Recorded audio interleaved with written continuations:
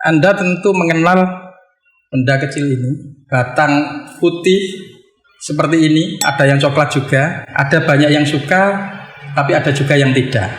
Kita nggak melihat suka atau tidaknya, tapi kita akan bahas pada pagi hari ini adalah soal legalitas daripada benda kecil ini. Benda kecil ini adalah rokok. Lah kalau ada yang legal, tentu juga ada yang ilegal. Dan ilegal itu harus kita berantas, harus kita gempur, dan harus kita musnahkan sampai.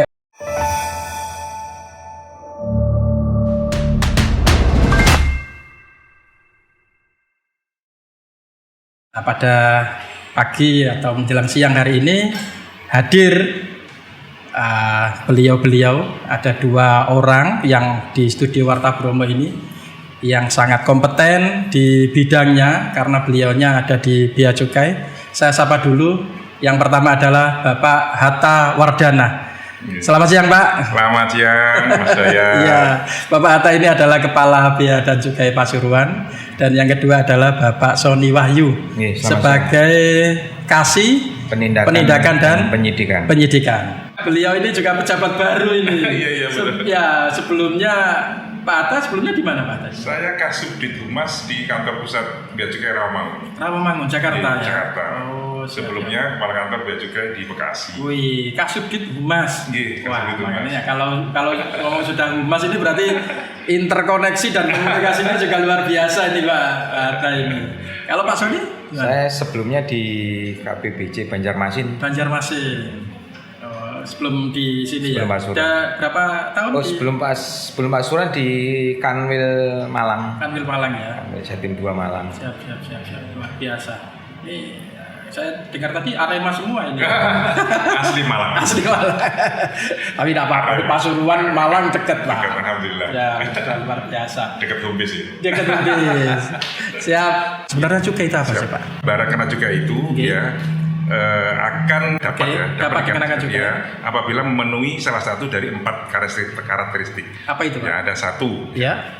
Konsumsinya perlu dikendalikan. Oke. Ya. Kemudian yang kedua adalah peredarannya perlu diawasi. Oke. Ya.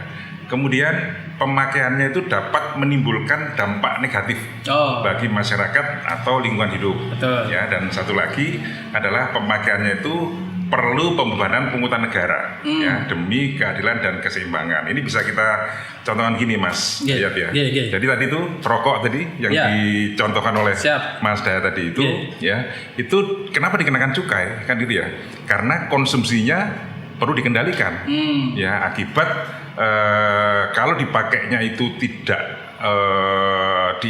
diatur ya, itu efeknya adalah bisa menimbulkan dampak negatif bagi kesehatan orang yang mengkonsumsinya. Betul. Ataupun yang di sekitarnya. Ada perokok pasif juga itu. Itu kan harus dikendalikan konsumsinya. Nah, dan kemudian contoh lagi barang kena cukai itu kan nanti bisa tidak hanya rokok ya. Ada juga orang taunya minuman keras. Miras ya? Ya, miras. Kalau dalam istilah kami itu adalah minuman mengandung etil alkohol atau MMA. Ya, itu kenapa juga dikenakan cukai atau disebut barang kena cukai? Karena konsumsinya perlu dikendalikan.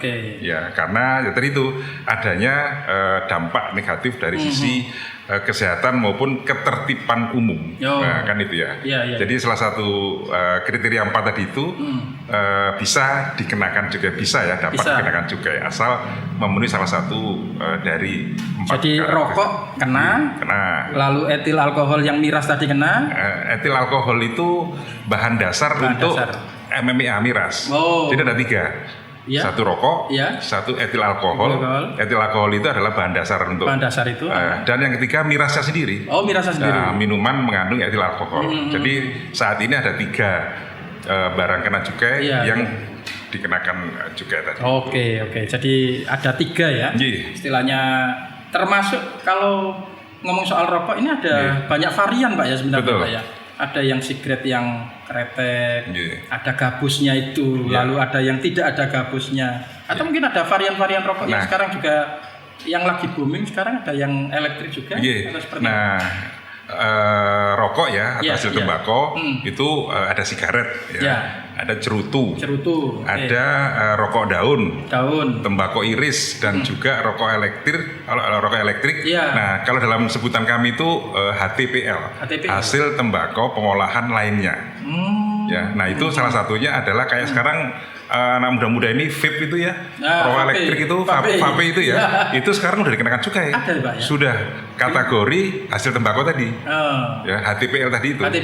Jadi kan tadi ada 3 ya, ada etil alkohol, ada MMBA, ada hasil tembakau.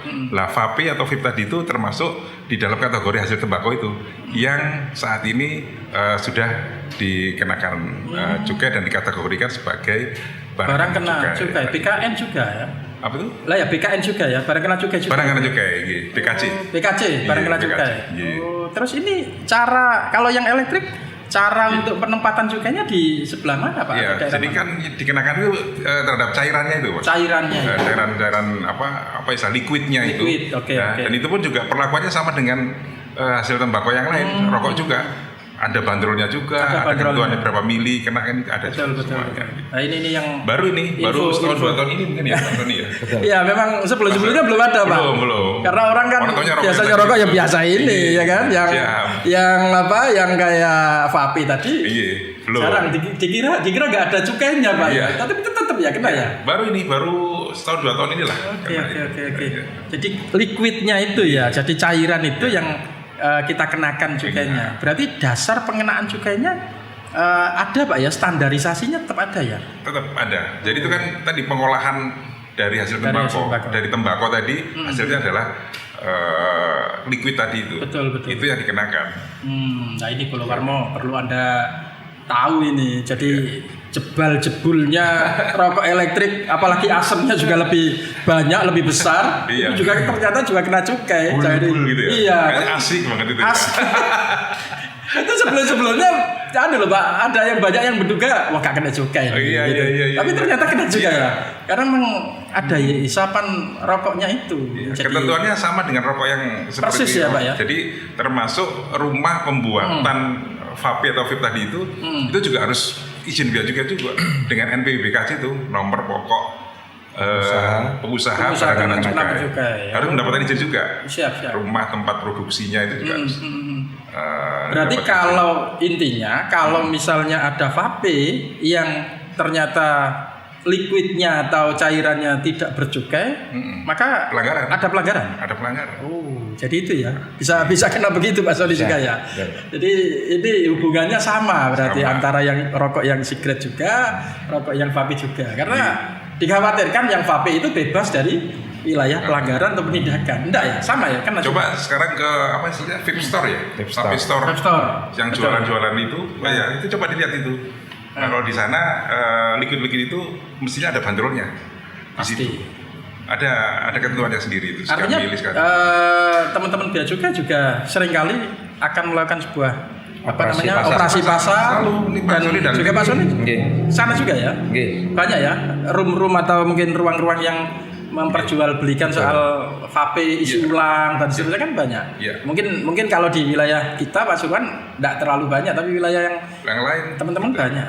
Malang, Surabaya dan seterusnya kan besar-besar itu. Betul. Saya lihat beberapa rumah-rumah atau produksi vape isi ulang silakan di sini, silakan di sini dan seterusnya. Jadi itu ya benar Pak ya. Jadi memang ilmu baru ini, Pak. Biar masyarakat juga tahu bahwa vape itu tidak terbebas atau tidak bisa terbebas dari cukai. Jadi dia juga kena cukai, kan gitu intinya, Pak. Jadi yang mengkonsumsi vape pun itu juga membayar pajak cukai itu. Berarti mereka adalah pengkontribusi untuk negara. Cukai juga negara juga itu. Iya. Rokoknya kebulannya lebih besar, Pak, daripada rokok biasa kan bulannya lebih besar dan lebih menikmati kayaknya orang-orang itu. Tapi sebenarnya kita benar-benar selektif dan inspeksi pasarnya luar biasa juga, Pak ya. Oke. Pak, ini kalau kita ngomong barang kena cukai berupa rokok yang legal, Pak. Kita ngomong soal legal. Artinya kan ada ketentuan, Pak. Ada ketentuan bahwa yang dimaksud rokok legal itu seperti apa? Ada ketentuan-ketentuan di bea cukai, Pak? Ya, yang pertama, yang memproduksi, ya pabriknya itu harus izin bea cukai. Harus izin ya? Harus punya wajib itu ya? NPWKC tadi itu, nomor pokok pengusaha barang kena cukai. Gitu siap. Ya. Kemudian yang kedua, mereknya pun itu sudah terdaftar di bea cukai. Sudah terdaftar, Kemudian sudah memenuhi ketentuan kemasan.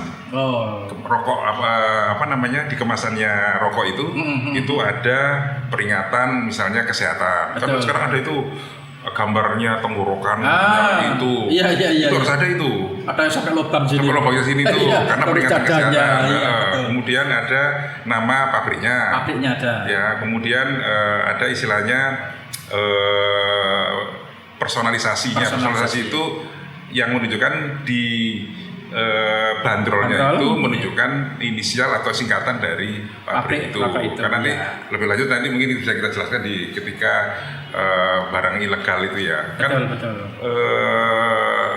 Bandrol yang digunakan di kemasan itu harus yang dari pabrik itu sendiri dan harus sesuai dengan apakah itu SKM-nya, apakah SKT-nya. Ada peruntukannya ya. Nggak boleh ini dipindah dan seterusnya nggak boleh. Nah itu tadi yang harus memenuhi ketentuan tentang kemasannya tadi ya. Ada persyaratan kemasan tadi itu. Ya kemudian yang berikutnya adalah hanya boleh ditawarkan dan diserahkan dalam kemasan penjualan eceran ya yang telah dilekati pita cukai. Jadi sudah ada bandrolnya, kemudian sudah dikemas dalam penjualan eceran, siap dijual, siap dipasarkan.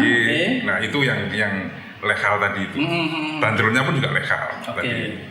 Pak, di Pasuruan ini berarti rokok yang legal, artinya yang memang tidak sesuai dengan ketentuan yang Bapak sampaikan tadi, ada berapa sih Pak? Kira-kira?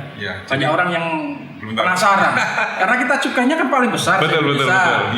Sebenarnya rokok kita itu ada berapa? Mereka kan juga perlu tahu. Berapa Pak sebenarnya? Nah data terakhir saat ini tuh ada 138 perusahaan rokok di wilayah kami. Wilayah kami itu ada di kota dan kabupaten Pasuruan. Siap. Tadi disinggung Mas Dayat terkait dengan kontribusi ya. Betul. Jadi targetnya Bea Cukai Pasuruan itu ya untuk tahun 2023 itu adalah 72,8 triliun. 72,3 T. Dari target nasional itu ya itu 303 kalau nggak salah triliun. Kita jadi 72. Jadi kalau di persentase itu 24,2,3% itu ada di wilayah Pasuruan, tertinggi se-Indonesia. Berarti Kanwil Jatim 1 pun, di mana Pasuruan di bawah Kanwil Jatim 1, itu pun juga sebagai Kanwil tertinggi untuk kontribusi penerimaan cukai hasil tembakau ini ya. Nah, tadi 138 Mas Dayat ya. Itu di kami tuh ada istilah SKM, SKT, sigaret kretek mesin dan sigaret kretek tangan. Ada yang dibuat secara mesin, ada yang dibuat secara tangan, manual ya, tangan ya. Pabrik kan gitu ya. Nah itu kita membedakannya ada 3 golongan. Nah tadi itu yang kontributor terbesar tadi itu ya sumbangsih sampai ke 72 triliun tadi itu ya. Itu kami ada 4 pabrik besar, PR besar. Masuk golongan 1 Pak ya? Golongan 1.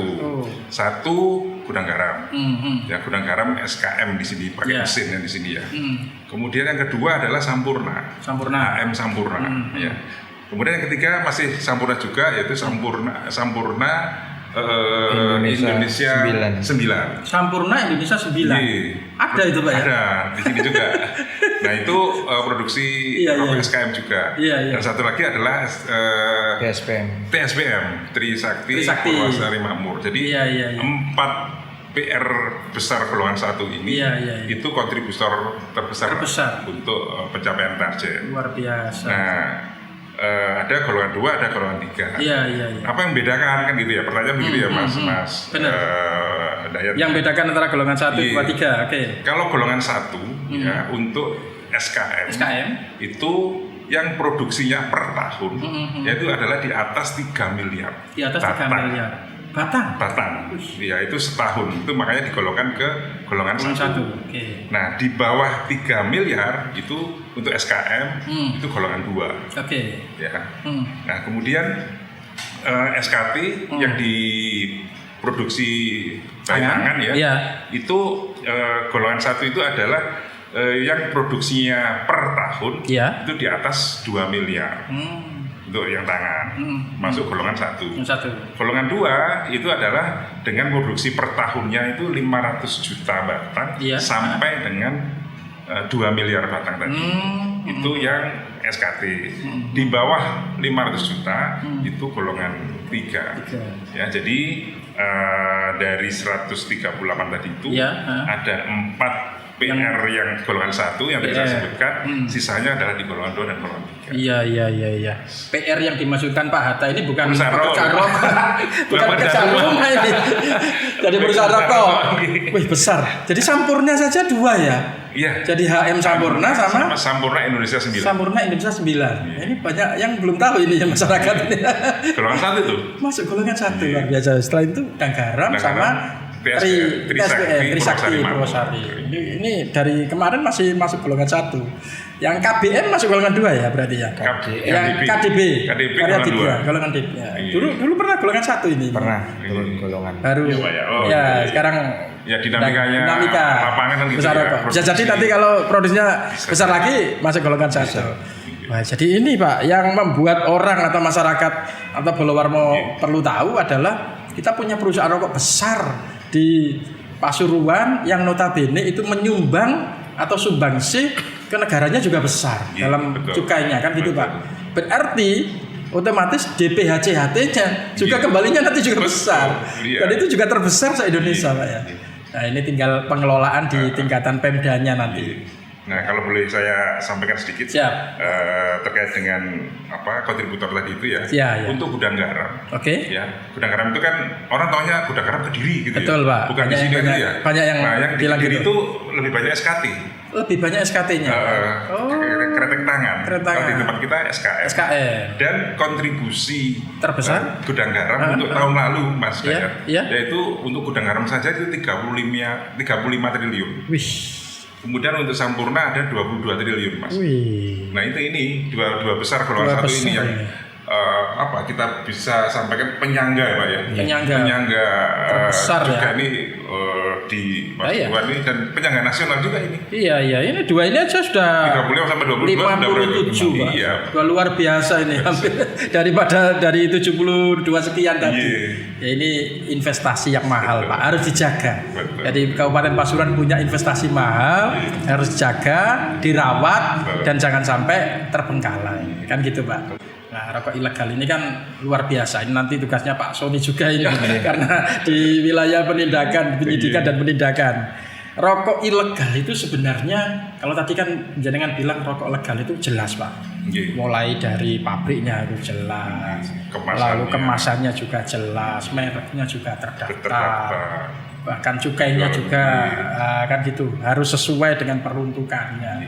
Kalau ilegal atau tidak resmi itu kira-kira seperti apa Pak? Ya berarti kebalikannya. Kebalikannya berarti tidak memenuhi ketentuan peraturan perundang-undangan kan gitu ya. Siap. Ya, jadi apakah itu produk dalam negeri ataupun luar negeri ya kalau ketentuan undang-undangannya itu tidak sesuai ya berarti itu rokok ilegal.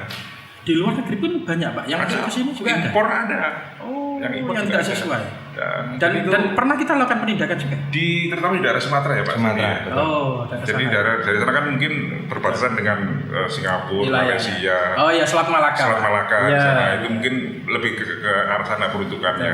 Dan beberapa kan dilakukan penindakan juga oleh teman-teman dari P2 Pusat, dari kantor-kantor pelayanan yang di pesisir Sumatera. Penyelundupannya gampang Pak. Iya. Melalui laut, melalui udara. Kan sekarang tergantung dari konsumennya kan. Betul. Kalau marketingnya kenceng, dia nggak tahu itu domestik atau impor apalagi murah. Benar.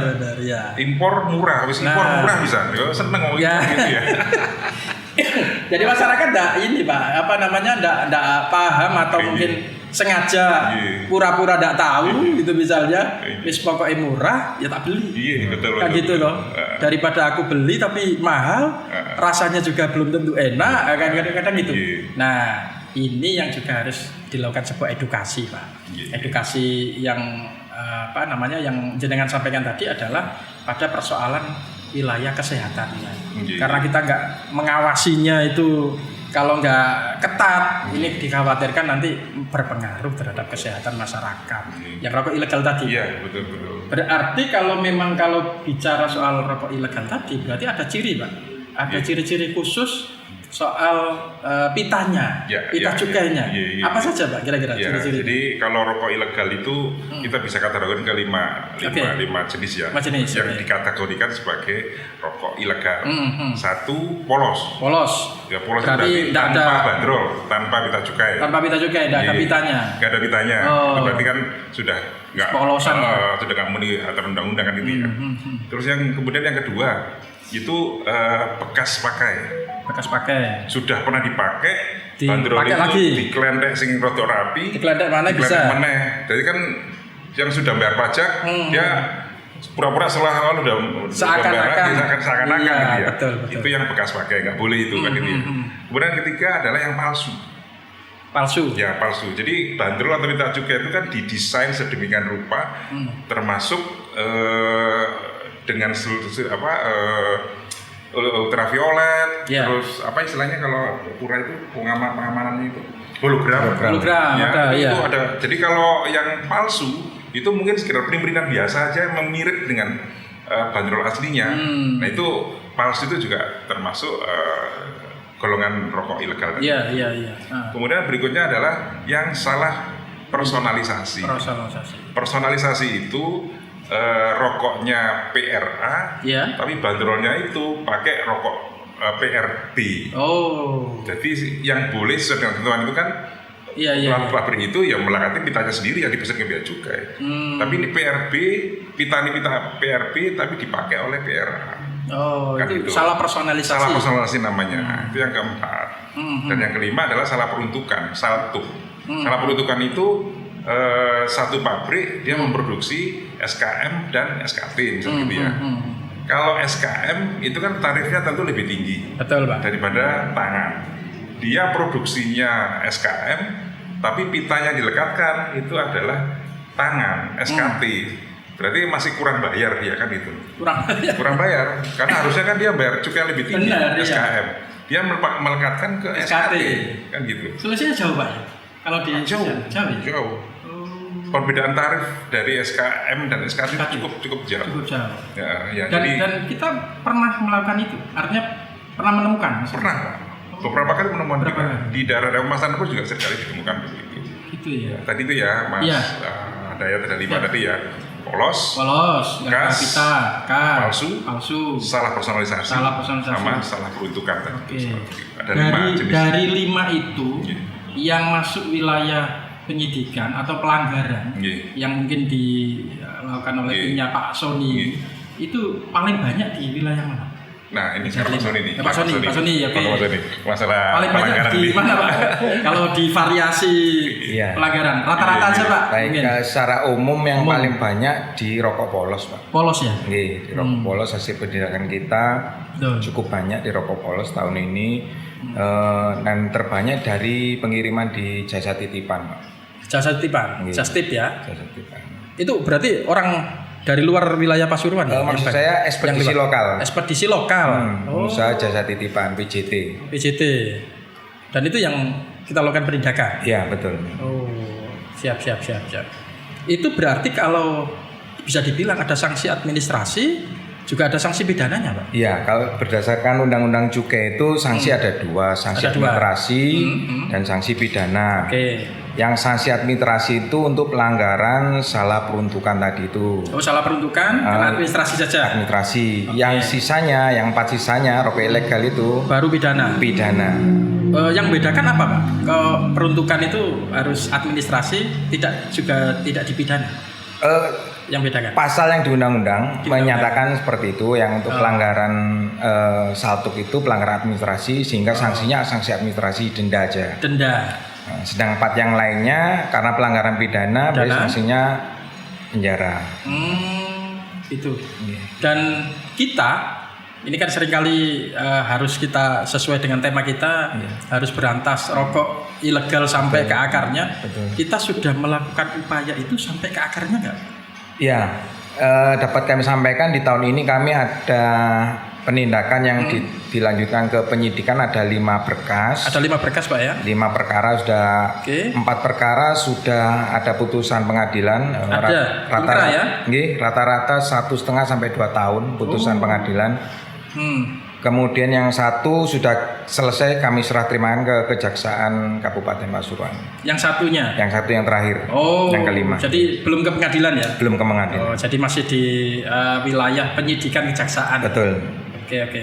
Jadi kan Bolowarmo ini Pak, banyak yang belum tahu. Artinya jenengan gempur rokok ilegal, ada tersangkanya, tapi mereka nggak tahu sampai ke wilayah mana. Nah, padahal jenengan sudah berupaya bahwa ini tetap dibawa ke ranah kejaksaan sampai ke pengadilan. Buktinya tadi dari 5 itu 4 sudah ingkrah, 1 sudah masuk ke kejaksaan. Berarti nggak ada upaya main mata Pak ya? Iya. Jadi benar-benar. Bisa saya tambahkan? Ya, tambahkan Pak. Gimana Pak? Jadi filosofi administrasi dan pidana tadi itu. Iya. Kenapa administrasi? Ya saltuk tadi itu. Sebenarnya perusahaan udah bayar tuh. Sudah bayar. Bandrol dengan SKT tadi. Yang seharusnya SKM. Ya itu tinggal dia nambahin kekurangan bayar tadi. Kan yang gitu. Personalisasi Pak. Yang salah peruntukan. Salah peruntukan. Ya. Administrasinya ya. Dan ada denda minimal 2 kali sampai 10 kali nilai cukai. Konsekuensinya ada denda tadi. Nah pidana tadi polos, nggak bayar sama sekali, bekas, palsu, termasuk pakai punya orang. Nah itu sudah ada unsur kesengajaannya. Itu makanya pidana tadi itu. Betul. Dan jenengan memang tidak main-main ya. Kalau sudah masuk pidana, lanjut ya. Tidak ada upaya main mata atau apa ini. Pokoknya semua harus kita lakukan itu. Ya karena di undang-undang belum begitu. Ya. Harus kita proses seperti itu. Siap. Pak Sony, kira-kira modus perdagangan yang rokok ilegal ini seperti apa sih Pak? Yang banyak yang dilakukan oleh para... Bisa kami sampaikan sejak COVID itu perdagangan banyak dilakukan di marketplace, jual online maksudnya. Jual online, betul. Baik di marketplace maupun di medsos. Nah karena penjualan di marketplace maupun medsos sehingga pengirimannya melalui ekspedisi, pengusaha jasa titipan. Betul. Nah berikutnya juga kantor pos juga rupanya meskipun punya pemerintah juga digunakan untuk mengirim rokok ilegal. Ada ya itu ya. Kemudian pengiriman melalui titipan travel terus bis antar kota antar provinsi. Kemudian yang terakhir seringkali kami lakukan penindakan sehingga diarah ke penyidikan yaitu dibawa sendiri pakai mobil sendiri, mobil pribadi mobil plat hitam itu modusnya seperti itu. Lah kita bisa tahunya modus-modus itu sampai ke wilayah-wilayah penyelidikan dan seterusnya. Itu kalau yang dari bantuan informasi masyarakat juga tinggi. Betul kalau yang dari banyak informasi masuk ke kami Pak. Salah satunya kerjasama dengan Pemda. Ada istilah sirolek di sana dengan memanfaatkan DPJHT. Kemudian informasi atau laporan pengaduan dari masyarakat juga ada. Kemudian kami juga punya tim cyber crawling. Jadi cyber crawling. Yaitu untuk memantau pergerakan penjualan rokok ilegal di dunia maya, di medsos maupun di ekspedisi. Pakai itu ada tim ya? Ada timnya sendiri. Analis. Jadi memang komplit ya. Jadi jangan sampai ada celah rokok ilegal sebenarnya. Betul. Tapi yang namanya usaha. Mereka ini kan lebih pintar kadang-kadang. Kita udah berusaha pakai teknologi. Mereka lebih gitu. Pinter maling gitu. Ya ini makanya harus kita berupaya semaksimal mungkin bagaimana untuk bisa melakukan upaya-upaya yang lebih teratur, lebih bagus ya. Tapi bahwa mereka melakukan unsur kesengajaan yang di luar salah peruntukan tadi Pak, itu memang harus ada penindakan. Intinya kan seperti itu. Jangan sampai kita lengah. Jangan sampai kita dianggap tidak punya nyali untuk melakukan upaya penindakan itu.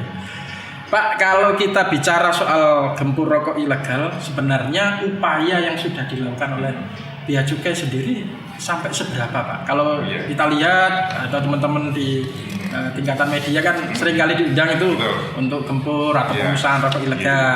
Tapi sebenarnya upaya yang lain yang sudah dilakukan oleh Bea Cukai juga ya. Jadi mungkin yang pertama terkait dengan apa yang disampaikan Mas Dayat sebelumnya tadi, sosialisasi berarti ada pemahaman, edukasi kepada masyarakat ya. Dan termasuk tadi jenis-jenis rokok ilegal itu seperti apa, bahayanya seperti apa, modus penyebarannya seperti apa, dan gitu ya. Dan yang penting adalah dampak negatif bagi masyarakat itu yang harus kita sampaikan secara terus-menerus. Nah itu sosialisasi itu bisa dalam bentuk tatap muka, kemudian dalam bentuk baliho, cetak maupun elektronik kan gitu ya. Dan selama ini mungkin kalau dihitung jumlahnya bisa jadi hampir tiap hari kita sosialisasi karena tadi itu DPJHT tadi itu. Iya, ada DPJHT-nya. DPJHT yang dikelola oleh Pemkab ya. Jadi kami berkoordinasi dengan Pemkab untuk sosialisasi ke berbagai daerah, berbagai penjuru di kabupaten maupun kota Pasuruan. Iya, Pak. Dan tadi itu sinergi ya, harus sinergi dengan pemerintah daerah dan juga APH, aparat penegak hukum lainnya. Kita bersinergi untuk ayo kita sama-sama memberantas rokok ilegal ini dan melibatkan masyarakat. Pelibatan masyarakatnya seberapa Pak? Tadi disampaikan oleh Pak Sony juga banyak informasi masuk ini ke ketentuan kedua ini. Nah itu diantaranya juga kita perlu partisipasi masyarakat. Misalnya Mas Dayat lagi jalan-jalan ke wilayah mana? Bangil. Di situ ada jualan orang eceran itu ada bandrolnya. Nah, mohon diinformasi pada kami, kami analisis nanti. Nanti ada saluran bagaimana bisa menghubungi kami ke kantor, bisa lewat online juga nanti akan kami sebutkan mana yang bisa kontak yang bisa dihubungi. Dan juga gembor ilegal itu kan program dari pimpinan kita di pusat. Jadi upaya tadi itu melaksanakan operasi secara serentak di seluruh Indonesia. Jadi kita melibatkan semua, tidak hanya sendiri, tapi juga dengan APH, aparat penegak hukum lainnya itu, dan juga partisipasi masyarakat tadi itu. Jadi tidak sendiri Bea Cukai, tapi juga perlu kerjasama dengan yang lain, gitu, masyarakat maupun APH. Dan berikutnya mungkin terkait dengan yang baru-baru ini dilaksanakan ya Pak Sony ya, musnah minggu kemarin ya. Pak Sony tambahan Pak Sony.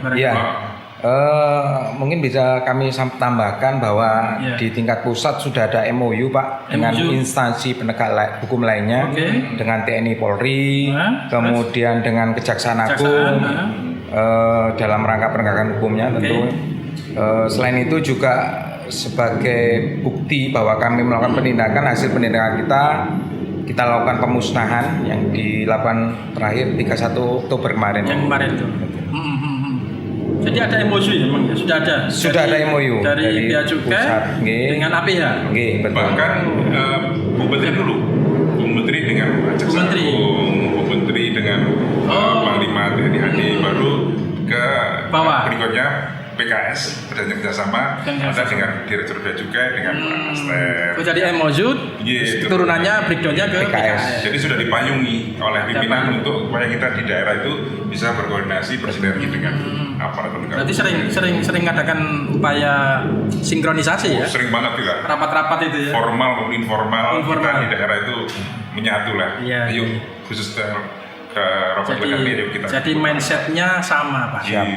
Jangan sampai ada yang mencewu packing pabrik rokok yang ilegal di packing aparat misalnya atau apa, ada itu ya. Artinya belum menemukan ya. Bea Cukai belum menemukan sampai jauh itu ya. Jadi belum ada. Mudah-mudahan tidak ada. Nggak ada mudah-mudahan. Karena sudah ada emosi itu. Iya betul. Ya, jadi kan ini upaya kita semua Pak. Karena ada upaya penerimaan negaranya. Khawatirnya kalau ini menjadi tersandera di wilayah-wilayah yang hanya rokok ilegal yang ternyata berkembang, maka penerimaan negaranya juga akan menjadi berkurang. Dan yang kedua, ini pengamanan masyarakatnya, kesehatannya menjadi tidak deteksi secara sempurna. Wong yang legal saja yang seperti ini, nun sewu, ini ada kesehatannya aja harus diperhatikan betul. Sampai di bandrol rokok jenengan itu kan juga ada yang rongga dada yang membahayakan, ini kanker dan kesehatan, apalagi yang ilegal, kan seperti itu, Pak. Nah, kan poin-poin pentingnya kan daya beli masyarakat. Daya beli masyarakat. Ya, kalau legal itu ya bayar cukai, bayar rokok. Iya, memang mahal. Tapi yang polos, yang dengan ilegal tadi itu murah-murah itu ya. Betul. Dan mereka sasarannya ya ke wilayah-wilayah yang mungkin petani, nelayan, yang tidak terpantau, Pak, istilahnya. Butuh murah tapi enak. Kadang-kadang malah memasukkan atau mirip-miripkan dengan rokok yang sudah tadi itu gitu. Yang mainstream tadi. Tapi itu tadi, Pak. Bahayanya adalah pada posisi kesehatan masyarakat. Tidak terindikasi. Kan gitu tuh, Pak? Iya, tidak terkontrol. Nah, ini yang saya garis bawahi tadi dari Pak Hatta adalah keterlibatan masyarakat. Betul. Dalam hal upaya melakukan pemantauan. Masyarakat juga diajak untuk melakukan pemantauan. Kalau ada rokok ilegal, tolong hubungi ke kami. Betul. Nah, kalau hubungi ke Bea Cukai, hubungi kemana, Pak? Misalnya? Jadi tadi ya bisa langsung datang ke kantor kami ya. Bisa langsung datang di mana, Pak? PIR ya. PIR. Di lokasi PIR. PIR ya, lokasi PIR Rembang ya. Atau ini alamatnya nih, Jalan Rembang Industri Raya nomor 1 Jati Pandaian Kecamatan Rembang Pasuruan. Ya. Kemudian atau melalui Instagram kami. Ada IG-nya ya. Bea Cukai Pasuruan. Ya, atau di nomor WhatsApp kami. Siapa? Itu di 0895 0895 ya biar catat Pak sama pulau Pak. 0895 terus ya, kemudian 3234 7724 atau telepon. Ada telepon. Siap. 0343 747979 Jadi lengkap. Semuanya bisa dilakukan. Tapi harus identitasnya jelas, Pak ya. Kita lindungi, Pak. Dilindungi ya. Jangan sampai yang melapor nanti malah terancam. Tidak ada perlindungan saksi dan korban. Jadi pasti itu terlindungi, Pak ya. Artinya bahwa masyarakat ini berupaya untuk melakukan upaya kebaikan, tapi dari sisi perlindungannya tetap mereka aman. Mereka tidak merasa terancam. Karena yang menurut saya mafia rokok ilegal ini juga luar biasa, Pak. Berupaya untuk melakukan keuntungan pribadi yang lebih maksimal, tapi itu tadi melanggar ketentuan negara. Makanya tim analisnya Pak Sony harus kuat ini. Nah, ada berapa Pak Sony timnya? Anggota total 15 orang. Setiap hari memantau pergerakan. Termasuk di 24 jam. Tidur kantor. Nggak pulang ke rumah. Iya benar, Pak. Satu minggu juga ada bosnya. Ada bos. Sampai segitunya, Pak ya. Ya kan pelanggar itu tidak mengenal waktu itu. Benar. Sabtu malam jam 2 jam 3. Kemarin kalau salah ada pendidikan juga, Pak. Ada sore kemarin. Saya ngelihat barang buktinya sama mobilnya itu. Betul. Ada pengiriman dari Madura arah Banyuwangi. Nah, itu lewat di tol? Lewat tol kita. Lewat tol? Wilayah kita. Tadi itu, jadi datangnya dari luar Pasuruan, kita dilewatin, tujuannya keluar Pasuruan, diamankan oleh anggota KPP 2 Mas Sony di sini. Timnya jenengan punya sinyal gitu dah. Ini ono ilegal itu. Terus nanti ada misalnya analisa tadi. Pakai tools juga, pakai informasi, pakai intelijen juga, kemudian crawling tadi. Crawling ya. Oke. Berarti benar-benar tidak ada ruang ya bagi mereka yang optimalkan ya. Mudah-mudahan Pak, upaya jenengan bisa melakukan upaya pemberantasan rokok ilegal ini sehingga legalitas bagi mereka yang rokok-rokok legal merasa aman, Pak. Artinya mereka juga aku legal niat bangun negara, niat bangun masyarakat masih ternyata direcoki oleh yang ilegal. Tapi mudah-mudahan ini menjadi guna dan ada manfaatnya. Ya, ini Pak Hatta dan Pak Sony ini luar biasa menjelaskan Pulau Warmo ke kita semuanya. Terima kasih. Sampai jumpa di lain kesempatan. Wabillahi taufiq wal hidayah. Wassalamualaikum warahmatullahi wabarakatuh. Waalaikumsalam.